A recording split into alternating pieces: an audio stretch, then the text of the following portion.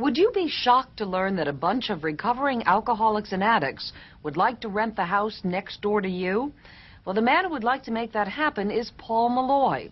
Why does he want to put those people next door to you? And who is he, anyway? Let me read a description of you that I read. Former drinker of 2 fifths of Canadian Club a day, former wife beater, former mental patient, former street drunk. True? Yes, I think all of those things occurred, before I finally stopped drinking. Malloy's wife divorced him, and he ended up on the street.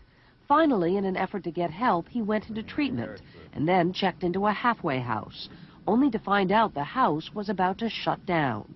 He and the other residents, afraid they might relapse without the house, decided to rent it themselves. Then they did something unheard of.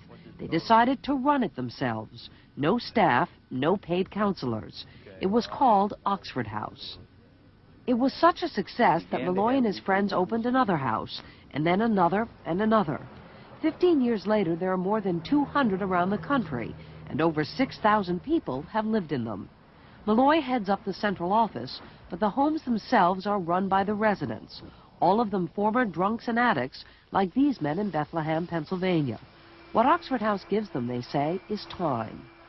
We said that once you got into this house, you could live there the rest of your life if you didn't drink, didn't use drugs, and paid your weekly share of expenses. Those were the 3 key rules? Those were the 3 key rules. The average stay in each of the 200 Oxford houses is 15 months. While there, most of the residents go to almost daily support group meetings like Alcoholics Anonymous. And everyone must hold down a job to pay his share of the rent, utilities, and food.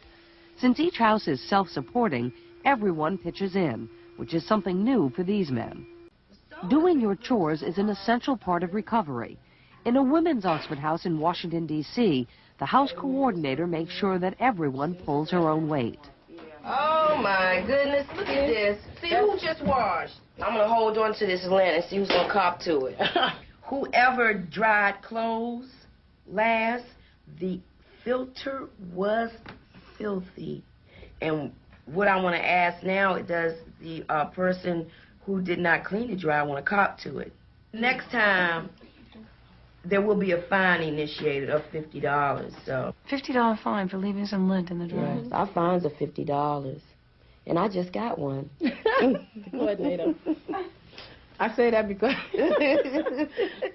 you're the one who's supposed to be making sure all the chores are done, and you got a fine? I got a fine. I was not responsible for taking out my trash. The coordinator is the most feared person in Oxford House. Why is that the most feared person? Because they can... They're the one who's looking at your real behavior.